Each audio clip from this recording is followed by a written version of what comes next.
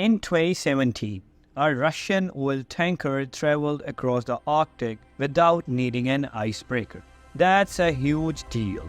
The journey connected Asia to Europe in just 19 days, far shorter than the 48 days. It normally takes the ships to go from China to Europe's largest port in Rotterdam. That's right, our warming climate is melting the ice caps and has made this patch of ocean available for the first time in human history, making it easier for us to transport the fossil fuels that caused the ice to melt in the first place. It's an irony-heavy ocean trade route we have never had before, and right now Russia is in the middle of a massive construction drive to lay claim. The 110 billion megaport on the Taimyr Peninsula is quite possibly the most impressive thing that Russia is building right now. The biggest project in the modern-day global oil industry. It will house the country's largest Arctic oil terminal, and it's so huge and so remote that state-owned oil company Rosneft will first have to build the infrastructure needed just to get to the site. New highways, 2 airports, 15 villages, and several electric plants will be developed around the area to get construction off the ground and house the 400,000 workers that are needed to make it all happen. So far, more than 18,000 tons of heavy machinery, living quarters, and communications equipment has been shipped to the site. The country is also building a 770-kilometer pipeline to transport oil to the port, where 10 new ice-class tankers will then take it to the rest of the way to Europe and Asia. Gutenberg better look away now, because once fully operational, it's going to deliver 25 million tons of oil by 2025 and 100 billion tons by 2030. It's worth pointing out that while the cost of this undertaking seems enormous, they pale in the comparison to the profits that are set to be generated, and this megaport is only one part of a larger development scheme in the region. The Russians have long seen the potential of the Arctic. In 2007, they sent a very cold driver down to the bottoms of the Arctic Sea to plant a flag on the North Pole.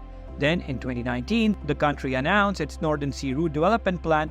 The idea is to significantly increase Russian economic development along the Northern Sea Route over the next 15 years, essentially opening the area up as an alternative to the Suez Canal for the shipping cargo between Europe and Asia, especially during the summer months when the ice covering the sea could eventually disappear altogether.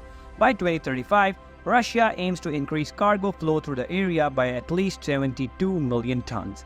And it's on track to hit that. In 2018 alone, traffic increased by 80% from the previous year to 16 million tons, and in 2019 it went up to 23 million. Russian Arctic infrastructures being brought in from the cold and getting some various cash splashed on its ports are being modernized. Ice-class containers ships are being constructed and railways are being expanded, and it goes beyond oil.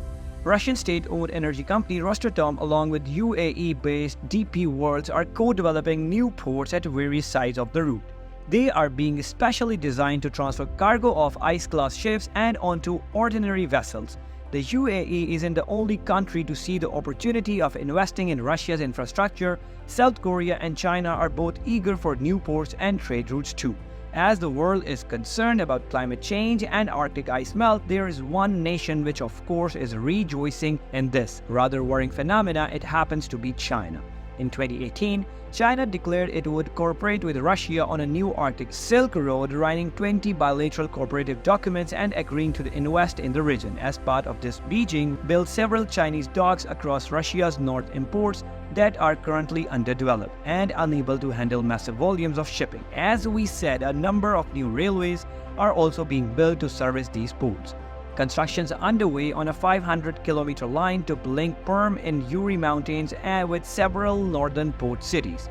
Russia also recently installed a 889 million fiber nicknamed the Polar Express. The 12,600-kilometer long cable stretches from the rural village of the Teribirka to Vladivostok, improving internet and phone connections for the 2.5 million people who live in Russia's far north, roughly half the population of the entire Arctic. The dredging of the Gulf of Ob was set to be completed by 2022, allowing larger ships to pass through this strategic location, ships that Russia is building in space. A fleet of at least 40 new Arctic vessels will be constructed, including 8 nuclear-powered icebreakers and 16 rescue and support ships. Some of these will be lighter class icebreakers, which basically means they can break through extremely thick Arctic ice and create a path for the commercial ships to then follow. Now, as you might expect, all this construction has made several countries nervous. We are concerned about Russia's claim over the international waters of the Northern Sea route, including its newly announced plans to connect it with China's maritime Silk Road. The US has reminded Russia that the Northern Sea route and Northwest Passage are used as straits for international navigation and are not exclusively under their control, although a lot of the route does fall into the country's exclusive economic zone. No one denies Russia has significant Arctic interests.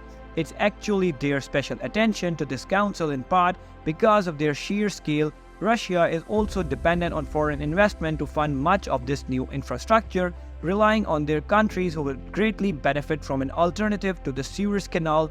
Now, the countries always maintain that its new oil megaports will be environmentally friendly and that they have a small hydrocarbon footprint. The oil installations will reportedly be powered by wind turbines, but building new oil infrastructure is not really what the world needs right now. And several environmental groups have campaigned against these projects. Parts of the oil fields are located within a protected nature reserve, and construction could damage the Arctic wildlife there. Russia is the world's fourth largest emitter of greenhouse gases and ratified the Paris Agreements in 2019. Now it's committed to reach net zero carbon emissions by 2060. Although it's yet to agree to phase out coal and methane emissions over the next decade. One thing's clear: as we progress through the 21st century and sadly see less and less ice in the Arctic, the world is going to change in more ways than we expect. If you enjoyed this video, please let us know in the comments below and subscribe our channel.